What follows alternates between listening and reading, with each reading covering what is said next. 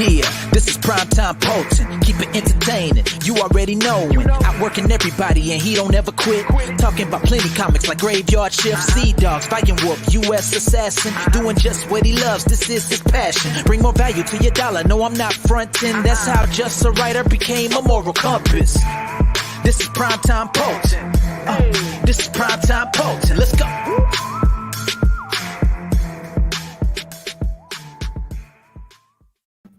Yo, what's up, guys? Welcome to Primetime Poulton. I'm the moral compass, Mark Poulton, and joining me today, I'm really excited about this one. I got Matt Burke from Butch Cleaver 2 with me today. What's up, Matt? Hey, what's up, Mark? Thanks for having me on the show, man. I'm real pumped up. Yeah, no problem. Butch Cleaver was one of those books that when I first saw it, I instantly fell in love with it. The thing that really grabbed me was you had your own heavy metal theme song. So, oh yeah, man. Yeah, that was real fun. I got one on this one too. The last time it was a Death Metal Hero that did it. Yeah. And this time me and my band did it. And that's awesome. Something I want to do with every campaign, hopefully. That's great. Yeah, I think I got the MP3 last night after I backed the book. Nice. So yeah, I haven't given it a listen to, but I'm excited too. For me, I always felt comics, pro wrestling, and heavy metal went hand in hand. Oh, absolutely. I love Kane, man. Kane and Undertaker and the Warrior. Those are my, and they're, I don't know, they're epic stories. You know what I mean? Comics and wrestling, the heels and the heroes, and they go hand in hand, like you said. You know, I very relatable. And the metal, of course, they have these big album concepts sometimes that kind of coincide with the arcs in comic books. Yeah, I always thought pro wrestlers were like the modern day or the real life superheroes. Oh, we got Phil Diaz with us. What's up, Phil? From Z Comics. Eddie Winkler's in the chat. What's up, Eddie? Hell yeah, guys. Mr. Von Stugel.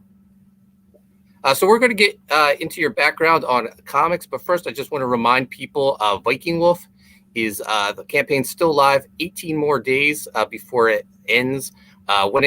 When it goes into demand, I'm going to keep the in-demand store up, but I'm going to get rid of all the variant covers, the black and white edition, and the Haunted Pizza Yearbook. So if you want any of those, make sure you get them within the next 18 days. And real quick, I'm going to play the trailer for Viking Wolf.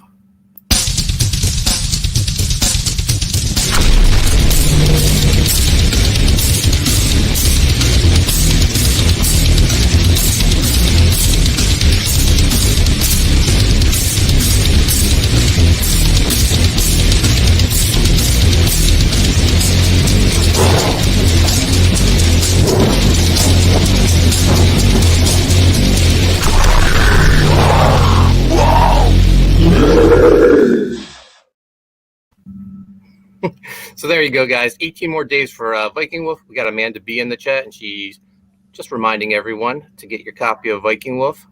Tentacle Pentacles with us. What's up, man? So Matt, have you always been interested in comic books? Like going back, did you read them when you were a kid? Yeah, man. I've always been into comic books. I think probably the first comic I can remember reading was the Jerry Ordway, Denny O'Neil Batman adaptation from the Tim Burton film. Oh, nice. I still own that. I was really into Mad Magazine a lot. I liked Mort Drecker's illustrations and just really into the artistry of caricature art. I just love that stuff. And I was really into the whole Image boom. That was basically the time I was in junior high. I picked up a lot of the books, the Max I was really into, Spawn, Pit. Those were the books that I pretty much gravitated towards. And, those big crazy panels and layouts, how they are. And that's what really got me into that. And I was really into the whole cartoons of that era, all the anamorphic, Ninja Turtles and, all that Street Sharks and all the 90s stuff, what I mean? So definitely that's how I started getting into comics at that age. At what point did you decide you wanted to try to start making them? I started probably about 2016. I think that's when I first started doing that. I did a Butch Cleaver book, first issue. Then I didn't like it. I started over. I did it again. And then I finally self-published my first issue. And then I tried to get it in a couple comic book stores. And I put it in a few stores in California. And then I did my second and third one and then combined the three to make the the Indiegogo book, and then I put a new cover on it for CG. And basically, that's where I am now. I've been working on Butch Cleaver 2 for a few years now. And yeah, I'm almost done with this, about 75% of the way they're finished. Awesome. So how'd you find your way to Comicsgate? So with Comicsgate, when I was finishing up the first Butch Cleaver book, I came upon Ethan Van Sciver, because I'm always looking at new ways on how to draw. I'm looking at the pros, and he had that Comics Artist Pro Secrets. And even back then, I thought it was, I liked his style of, I don't know, video shooting, I guess. He would draw things and talk about secrets of the industry, and I thought that was funny. Then he would bring on like new guests, like, was it Vox Day and Dan Slott, and I think a couple other people. And then I found out about your boy Zach, and I didn't really know too much about him. And then I found out more about your boy Zach, and that's kind of how I found out about Comicsgate.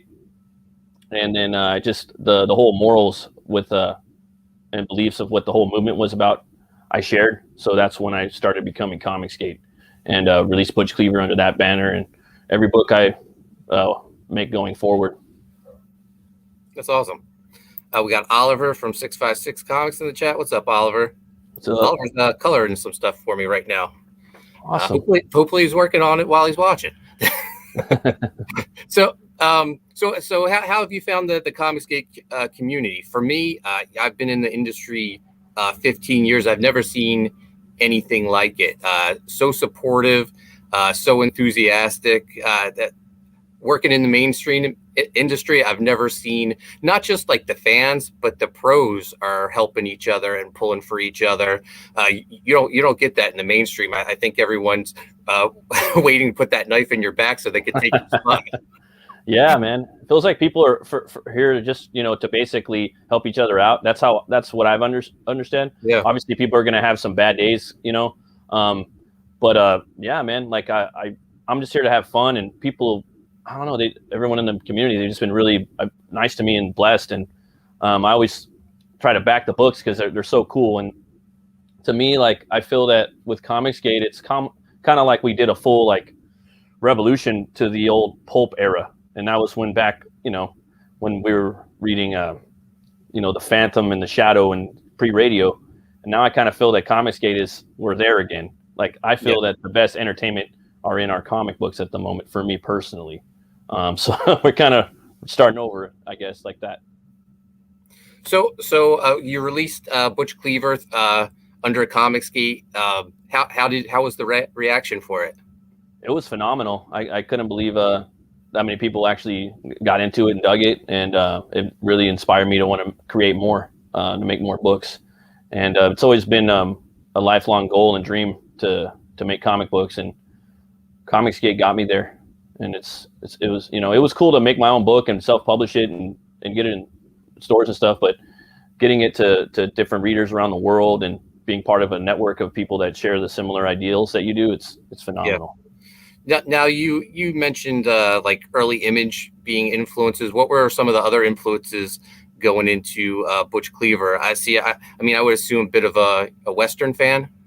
Yeah, when I was a kid, I hated Westerns. My grandparents, they're from Arkansas, and they watched a lot of like Bonanza and a lot of the old TV shows. And then later on in my life, I started getting into them more. I started picking up the Josie Wales and Unforgiven and the spaghetti Westerns, and just watching all of them and just realizing I could identify more with that world, it being someone like a post-apocalyptic setting with the, barrenness and all the character development, and basically just the stories, the way they're set up, are just really down to earth. And I gravitated towards that a lot.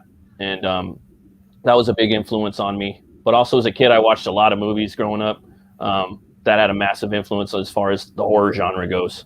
I really liked, like I said, Mad Magazine too, for the funny or comedic moments and beats. But horror movies were a big influence on me. I liked all the old, Universal movies, Abbott and Costello meets the Wolfman, all the old ones. I like the slasher movies. A lot of horror fans are kind of divided on what subgenres of horror they like.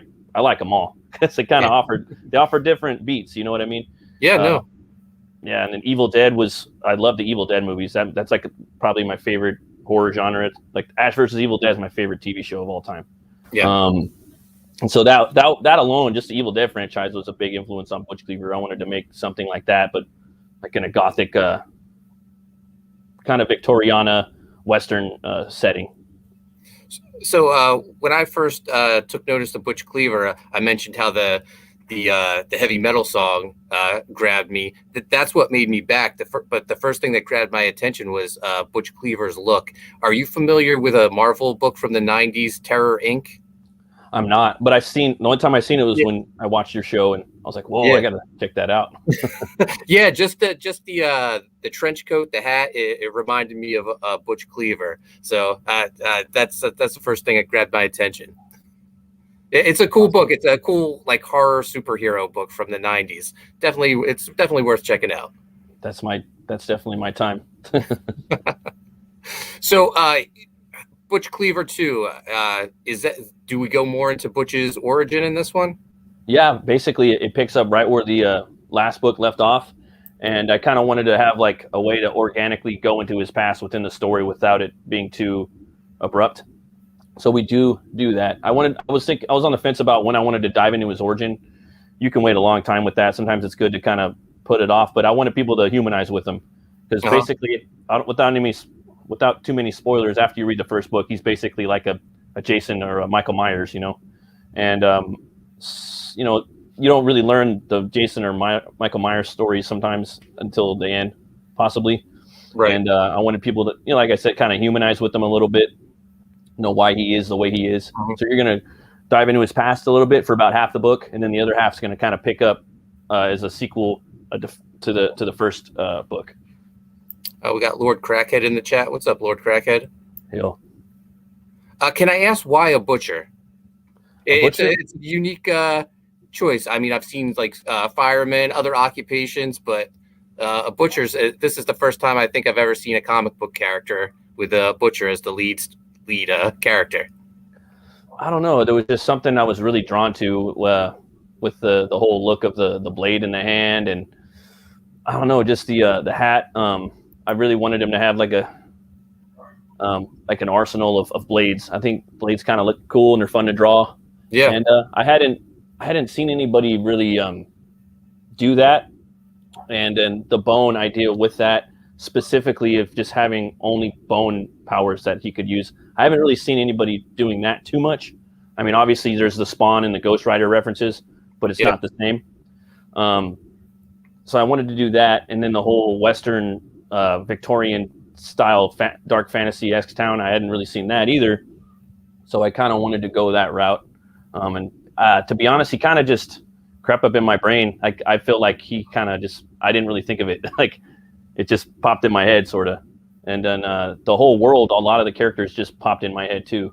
One night I kind of got in like a little argument with my wonderful wife and went downstairs and I wrote all the characters and they all popped in my head. So if it wasn't for her, I wouldn't have any of this. So yeah, I think the idea of a butcher plays well into the horror aspect of the story, just the different arsenal of weapons he could have. Yeah, and I think that would be kind of fun, and like I've said a few other times, I think on another show, like he can make a rocket out of bones if he wanted to, but it's blue collar, and I kind of wanted to keep it small, but stretch it as far as I could go within that small thinking arena as far as what he can do with his powers in the 1800s. We got Past Master Dan here. He says, "Hey, you Mark, ahoy, Matt. How's it going?" So you're a one-man show. You do it all, write, draw, color? Yes, sir. Do you letter too? Yes, I do. Is that just something you just figured the more self-sufficient you are, the easier it is to make sure you get your work done? You don't have to rely on anyone else. Partly, yes. Yeah. And then there was just kind of like a vision I wanted to have for the book. I was hoping that, I would dream that one day I could maybe bring on a team with me, Yeah. Because you have thousands of stories in your head, Yeah. And I can't create all of those before I die, I don't think. So hopefully one day I can step away and just maybe do some pencils, and I could bring on some writers and some letterers and some colorists and stuff, because I'd really like to. I don't know, man. I got this like creative demon in me that needs to get out, and if I'm not constantly working on something, I get kind of bottled up, you know. Yeah, no, I'm the same way. I like to keep as busy as possible. Yes, yeah, and I try to keep to like a 4-hour a day comic book schedule, whether that being inking, penciling, coloring, lettering, editing, what have you. I try to keep that 4-hour thing very militant. So this image right here, who's that with Butch? So that right there, basically in the town, I wanted to bring in a lot of different characters throughout history, or archetypes. I wanted to bring in pirates and Vikings and barbarians and samurais and ninjas, but they had to somehow fit into the town. So the town it's in a, basically, without spoiling too much, it's in a parallel reality to our 1800s of the Southwest. So it would be somewhere in Texas or maybe Louisiana area. And he's the pirate Raw Meat Rin. And he's just basically the most vile pirate to sail the 7 seas, or 8 or 9 seas, depending on. And yeah, he has a sash, and he wears that of all the victims he's come across. And I wanted to make a pirate that had a pirate hook, a blunderbuss, and a sword all in one hand. And I also wanted to give him a leg where his leg is a blunderbuss too, so he could just that was kind of Robert Rodriguez inspired. Yeah. I hadn't seen anybody do that yet. And that's awesome. Oh, thanks, man. Yeah, so I did that, and then there's another bandito in there too, and this is basically picking up where the last book left off, where he's inside the warg skull, that Viking meat hall. And Butch kind of, well, I don't want to spoil it, but he does something to his buddy. And then the one up above that's this cop named 5 Points Fitzpatrick. He's in the book too, and part of the story in the sequel, Butch he's searching for answers of who killed him and why he's there and where his powers came from. He's still searching. And in the first book, this bounty hunter kind of slows him down a little bit. So he's looking for the voodoo doll, and the voodoo doll is he's the one that's holds some of the cards in Butch's transformation. So going up against him, he comes into a cabal of different villains. So you're going to see the dirty cop, 5 Points Fitzpatrick. You're going to see Raw Meat Rin. You're going to see a couple more too, without spoiling too many more of their names. Very cool. Now this wanted poster, this is awesome. Is this going to be part of the book or available as a print? Possibly. Yeah. Well, what I'm going to do with this campaign is I'm going to try something a little different. Basically, every week the backers are going to get a CG, campaign gift. So for the entirety of the campaign, I'm going to be dropping basically every Wednesday an update on what you're going to get. So I have a lot of ideas and surprises in store for the campaign going every week. Awesome. So let's go over some of your tiers. First off, I was going to ask how thick is the book, but it's 52 pages, square bound. That's what I like to see. If I'm going to back a book, I want it to be something I can put on my bookshelf. Yeah, and it's more durable too, you know. And yeah, if you want to be dirty and have a beer and some Cheetos, you know, it's going to hold up a little more, you know. And you're sitting there like popcorn. I don't know. Try not to do that. Maybe that's a popcorn copy you get, and then you get, or the reader copy, and then you get the shelf copy, you know. There you go. All right. So your featured tier is the Bone Barrel. Yeah, that one's going to have the first print of graphic novel of Butch Cleaver 1, and it's going to have Butch Cleaver 2, and it's also going to have a head sketch by me on a Bristol board. I believe it's a 10 by 7. Awesome. So that's like almost backing board size, right? Yeah, basically. I was trying to find like a perfect thing that would fit in there, and I found some at Michael's, so they work out pretty good. Perfect. Are you? I can't remember how I received the first Butch Cleaver, but do you use the Gemini mailer? Yeah, I'm shipping in a Gemini mailer. I have some ideas for another campaign one day. Those mailers are awesome. All right. Next up, we have $25 signed copy of Butch Cleaver 2. Pretty self-explanatory. Yeah. Then you have the first print of Butch Cleaver Volume 1 available for $25. You have the Butch Cleaver head sketch, $35. And that's going to be the 10x7 sketches. Yeah. And then signed Butch Cleaver 1 and 2, $50. The Street Enforcer card art. Now, I saw the Street Enforcer card down here. Is this a stretch goal? Or is it something? That's for everybody that's signed up, and everybody that backs within the first week is going to get that card. Oh, nice. I'll be getting that then. Yeah. So this is the original art that's available for it? Yeah. I got it right here. So whenever, if anyone backs it, I have it all ready to go. Cool. And you're already sold out of Roll the Bones. Yeah, I couldn't believe it. I was looking for a piece that people were kind of responding to on the previous campaign to put up there, and someone picked it up. It's awesome. So I saw that the first 100 backers also get a bottle cap opener. Oh yeah, I got it right here. I got a prototype made, and the first 100 are going to get it. It's by Phoenix Animation, the CG Metalsmith. Yeah, and it's just an image right here, Butch standing on the bar, overlooking the Oubliette city, and he's got his little bull in the background. So they're pretty cool. I think that's like a perfect giveaway for your book, especially with your Twitter handle. Yeah, exactly. Yeah, and I'm using it on my videos when I got bottles too, so they could check it out and see how durable it is. So that's one thing I'm curious. How much thought goes into like those type of goodies for you? Because for myself, I spend hours just searching the internet for different things that I was like, oh, I could use that for an upcoming campaign. Like I have the U.S. Assassin 3. I have this. I found these ammo containers.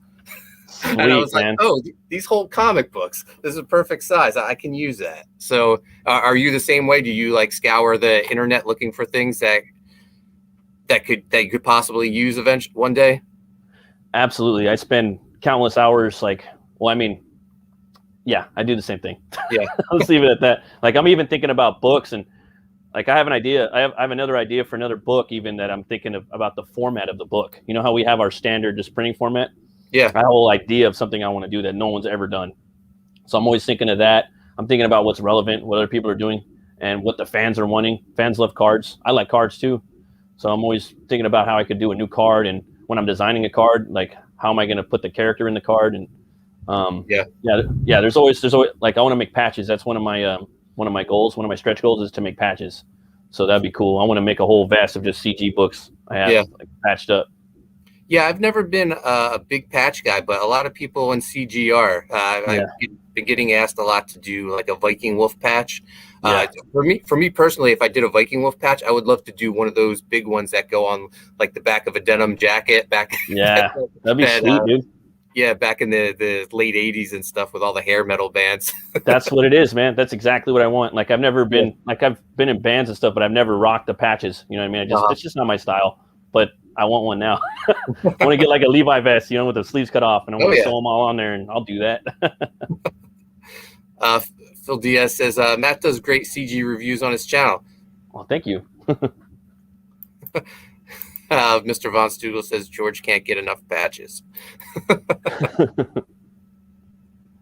So you had the launch last night on Bancroft's channel. How did it go for you? Were you nervous? Yeah, I'm always a little nervous. Nothing a little beer can try to fix, but never really does. It was fun. It was phenomenal. I was blessed. I got I passed a third of the way. I doubled last year's launch day. Mm-hmm. And I basically wanted to line it up with the same exact weekend of when I launched the first book. So after this book, it's going to be probably a few years for Butch Cleaver 3. Yeah. But that's got to be encouraging for you to double your numbers for your opening. Yeah, I can't even believe it. I'm still on cloud 9 right now. I can't believe I'm on Primetime Poulton, for crying out loud. Oh, we got Jim Cox in the chat. What's up, Jim? He What's up, says George is probably here stalking. Yeah. But I launched Viking Wolf on Bancroft's channel, and I was so nervous. The thing I was so nervous about was when you hit like the button for your campaign to go live, that it actually goes live, because you got 2 windows. You got the StreamYard, and then you got the YouTube sometimes, you know? Yeah. And you're trying to like sync them up, you know, and you're like, I don't know. Because when John and we launched Graveyard Shift 3, the variant campaign, I'm going to blame John, because I don't know, whatever he did setting up the page, whenever he kept trying to hit it to go live, he couldn't get it to go live, and there was like a 40-minute delay. And that happened to me yesterday. That happened to me for 5 hours yesterday, and I was trying to figure out what it was, you know? Yeah. I'm sitting there calling in to go, help me, like typing on the keyboard and shit. And I figured it out. I put my phone number in, the 2 numbers were backwards. Oh. And I was like, oh, okay, that's got to be it. And I went in there and I kept clicking, and then finally it took it. And I was like, oh God, now I got my bank information in there. Now I'm good to launch, good to go, you know? And I actually like requested time off work so I could get here early and mess with the campaign and make sure it was like 100% ready to go, because I'm always that guy, you know what I mean? I didn't want to. No, I probably, Mr. Von Stugel says, always John's fault. Yeah, that's the thing in comics. If something goes wrong, just blame John. Oh yeah, right. Yeah. But yeah, I checked when I went live with Viking Wolf. When I go live with any campaign, I double, triple check it all throughout the day right before we go live. I'm just that way. But yeah, once we got past that launch, I was fine the rest of the night. The rest of the night was the easy part. It was just that the worry of clicking that button and having it go wrong. It's crazy, huh? Yeah.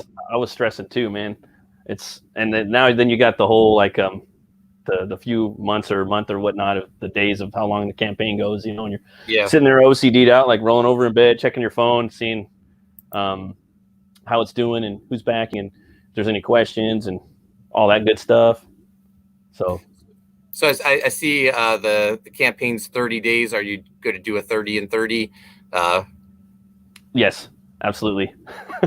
Yeah, I want to give out 8 gifts. So. Yeah, that's another thing too. On the when you close out the first 30 days, just like you only get one shot to do this right. You got to remember to put 60 days in. Yeah. See, I did that last time, and Comicsgate had to come in and bail me out. I was like, no, poor me. Oh man. So we're almost at a half hour. We're going to go over your rewards again, go over the book one more time. But first, I just want to remind people, August 20th, I'm launching U.S. Assassin 3, first appearance of the mercenary Flip Gordon. Still time to sign up for an exclusive secret discounted tier. I'm going to play the trailer right now.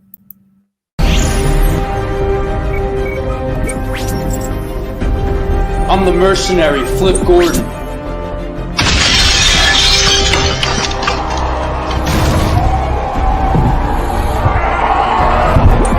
And I'm joining the U.S. Assassins team.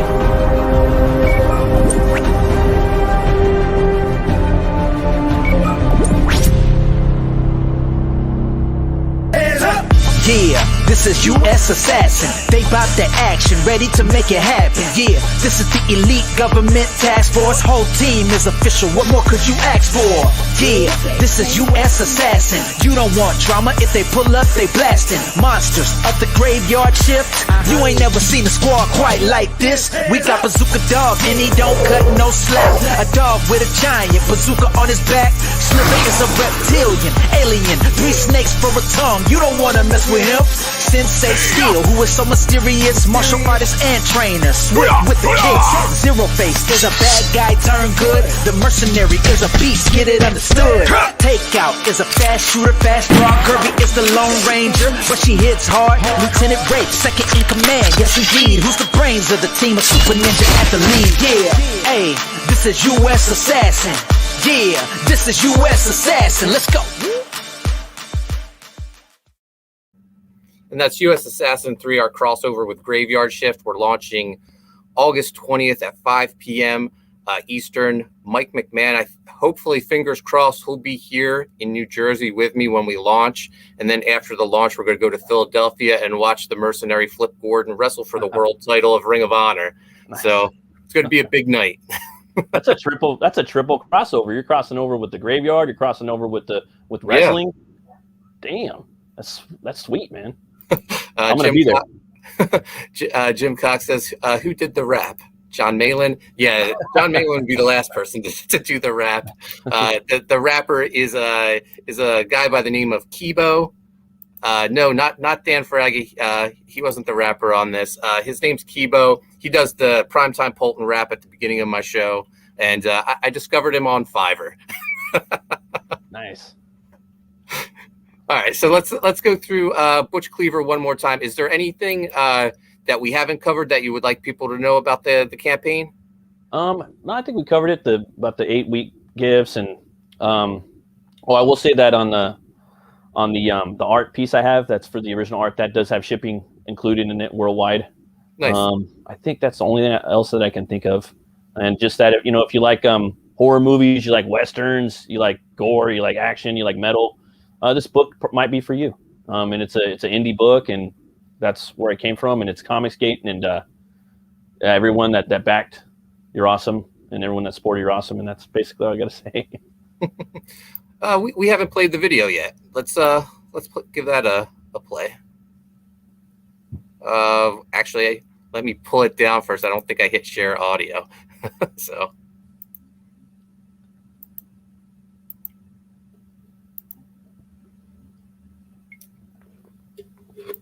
All right, here we go.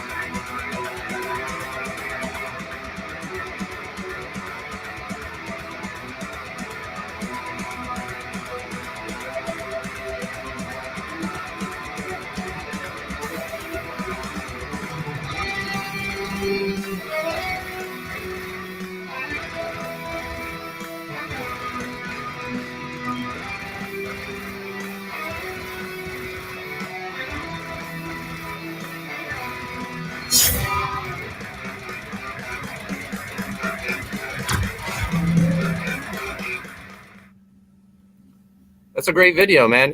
Who did it? Red Gaze. I saw your Viking Wolf trailer, and I was like, damn, dude, I got to get Red Gaze to do, and then I was like, oh, I got my own music, and he was like, oh, sweet, cool. And so put the first minute of our track on there, and it worked out good. Awesome. Yeah, no, he's fantastic. I thought like the style looked familiar, so I thought it was Red Gaze. I just wanted to double check. So for those in the chat, featured tier, the Bone Barrel.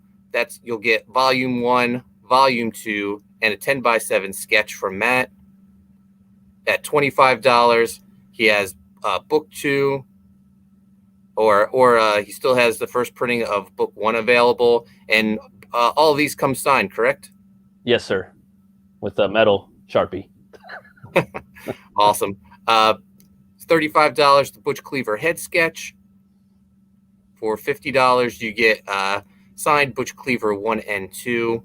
And there's still time to get the metal bottle opener. It's available to the first 100 backers. Also, everyone the first week of the campaign, they get the trading cards.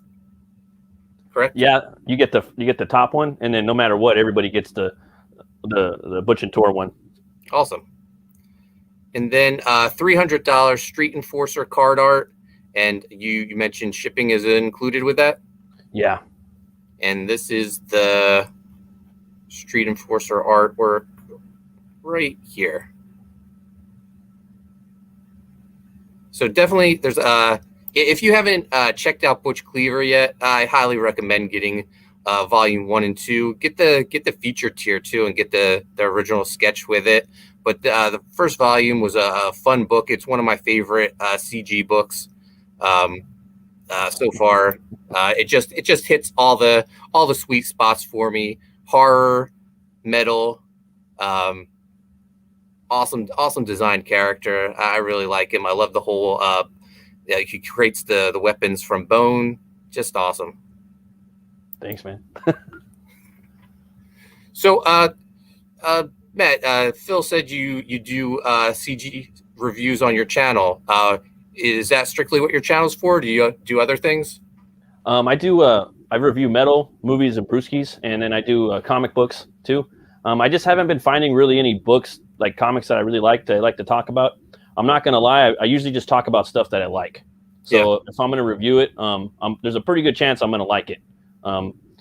So usually my reviews, I might give it if it's something I really like, I'm gonna give it 2 horns up.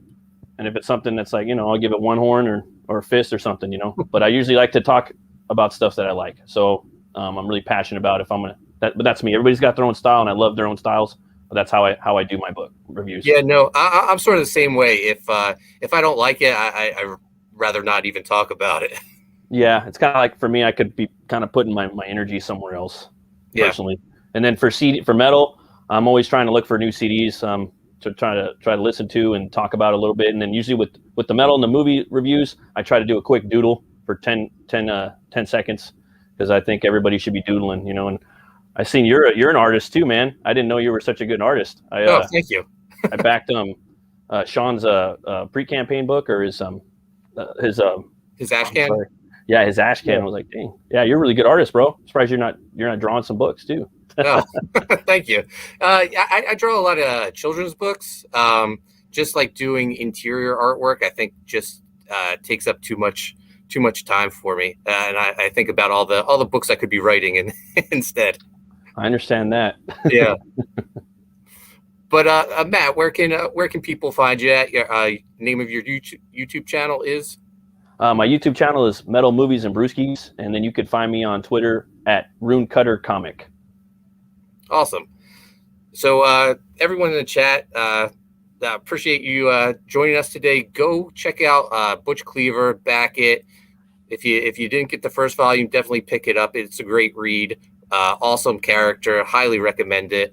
But thanks again for joining us. And Matt, it was a pleasure talking with you, man. You too, man. Thanks for having me on. It was awesome. Yeah, thanks, no everybody. problem.